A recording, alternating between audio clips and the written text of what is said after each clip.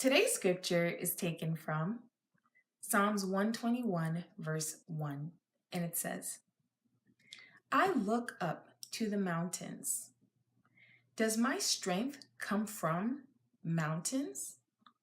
No, my strength comes from God, who made heaven and earth and mountains. Sometimes we have questions that we want answers for, but it is at times difficult for us to find those answers. Some questions that you may have are, why am I here? What purpose does my life serve? You may even wonder, why does a young child's life have to be cut short? Why, let's say, a young mother has to take care of her kids all alone? Or why do evil people prosper? You may even have more personal questions like, why do people choose to kill innocent people using guns and other types of weapons? Why do they do that? I know one that I have that I want to say I question God about it, but more that I ask myself. And, I know I'm not going to get an answer. It's just something I wonder is, and I haven't spoken about this on my channel, but why my husband decided he wanted to die by taking his own life. Yes, he decided that, I guess on May 25th, 2015, that he no longer wanted to be alive. So he took his own life. And I wonder every day, even now sometimes, and through counseling, why he would do that. What was going on in his mind? What was so bad that made him want to just do what he did? I may never find an answer to that. You may have questions that are really hard to answer. And just like me, like what we have to do is just know that God has got our situations under control.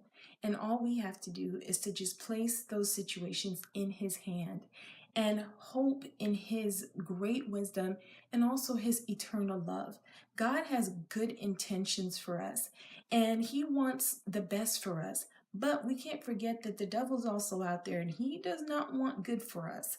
His goal is to make us miserable, especially if we serve God. And when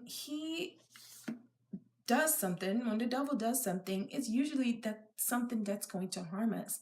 And then God has to come in and turn those horrible situations into good situations. The circumstances that we encounter in our lives causes us to have lots of questions, like even more questions like, why did I have to get a divorce? Or why do I have family members in my, that have cancer and they are like really healthy?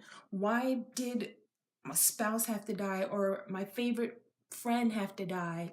We have all these questions and we don't have answers for them, but just know that God will take care of those questions. And when we are presented before him, before that throne of glory, he is going to answer those questions. And then he's going to say, you know what? It's your turn to go to heaven. It's time for you to go.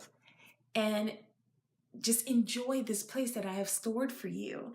I cannot wait for that day, especially with all the stuff going on. I pray that God will come so that we don't have to go through all of these trials and tribulations and deaths and floods and earthquakes. I mean, it's just so much.